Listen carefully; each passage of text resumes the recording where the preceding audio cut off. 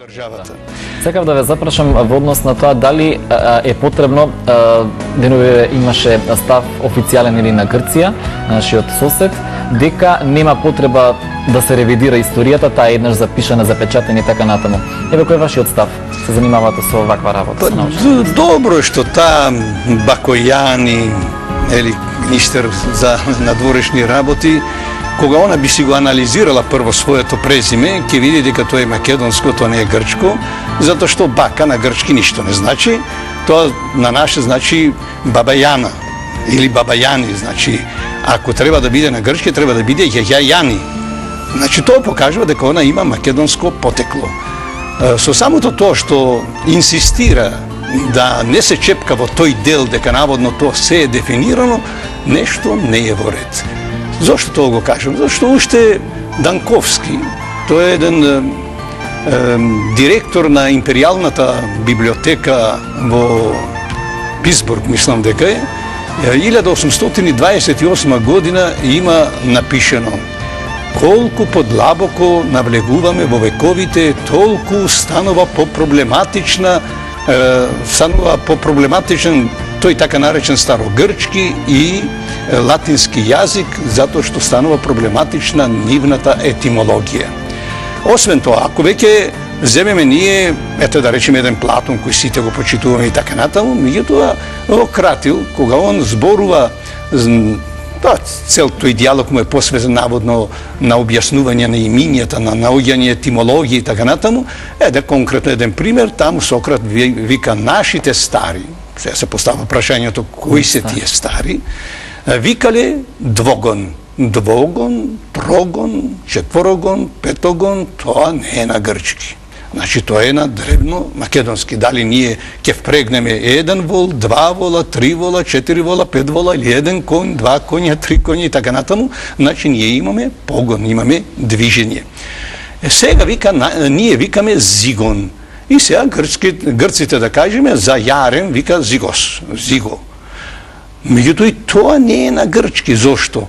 З е предлогот. Иго е исто јарем. Ние и ден денес имаме синоними, нели, за многу работи. Значи и едниот термин и другиот термин не е на грчки јазик. Јас разбирам господја Бакојани зошто толку се нервира.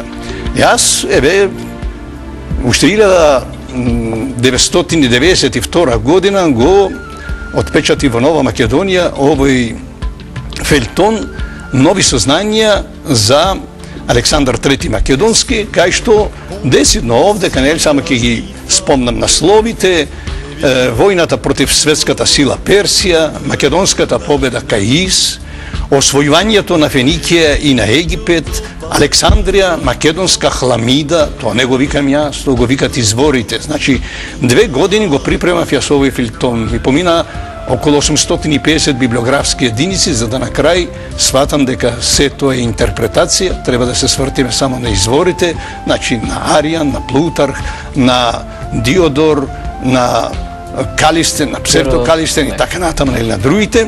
Овдека битката кај Гавгамела, македонско довикување. Зошто македонско довикување? Зашто кога дошол командантот, да кажеме, на телесната гарда на Александар, се спремаше некој бун, доаѓа и нешто му шепнал, нели?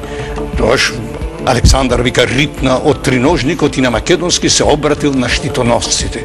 Зошто не се обратил на грчки, не се обратил на некој друг, на персиски, така натаму, туку се обратил на македонски јазик.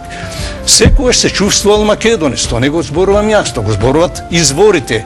Светот го освојувам за македонците, па тој кај Хирканија некаде, нели, пред елитните македонски корпуси од 20.000 пешади и 3.000 кавалерија, Александар или конјаница, Александар III Македонски свечено изјавил: ја светот го освојувам за македонците. Он не го освојува за грците, не го освојува за елините, иако во тоа време за грци воопшто не можеме да збориме, затоа што римјаните им го дале тоа погрдно име на тие така наречени елини и од тогаш до сега они се викат фактички грци. сега, ако они имат повеќе имиња, не значи дека и ние треба да си го промениме нашето име, за кое што имаме сведоштво од 17.000 години. Или понатаму, освојувач, градител, истражувач, значи изградил околу 70 градови, преселил од македонскиот полуостров повеќе од 1 милион македонци да шират македонската култура. Не можат они да шират хеленизам или хеленистичка култура. Ние можеме културата да ја шириме на различни јазици. Денес, да кажеме, Европската унија врши притисок и англискиот јазик скоро ни стана втор јазик во државата. И секаде ни светот. Ни светот. Да. Тоа не значи дека целокупната таа култура е англиска, нели? Тешко враќање назад и така натаму. Меѓутоа, имаме ние една материјална култура која до ден денес нашите археолози ја сервираат како некој си хеленизам. Јас уште 92 година напишав ерата на македонизмот. Тогаш ми се смееле за овие. Дури една професорка, едно сабајле, кога се печатеше овој фелтон, дојде, што се овие глупости, вика, што ги пишуваш, па ми ја тресна вратата. Јас реков, професорке, ако нешто не ви е јасно, седнете да поразговараме. Значи, ерата на македонизмот не е тоа измислена работа. Македонската цивилизација, тоа не е измислена работа, туку е цивилизација која помогна и на европската и на светската цивилизација да оди напред со огромни чекори. Еве тука македонскиот дел од пеколот. Па македонците по смртта на Александар Македонски, фактички со сите тие војни што ги имале наследниците на Александар Македонски, неговите генерали и така натаму, они фактички дошле до истребување на цела фамилија на Александар Македонски. Убиена мајка му, убиена жените се убиени, убиене синот и така натаму, нели, сестрите и така натаму, нели. Значи, тие наследници и следбеници своите на тие 4 македонски царства или на вкупно 7 кралства колку биле создадени по распаѓањето на македонската империја, која била со територија од 3,8 милиони квадратни километри.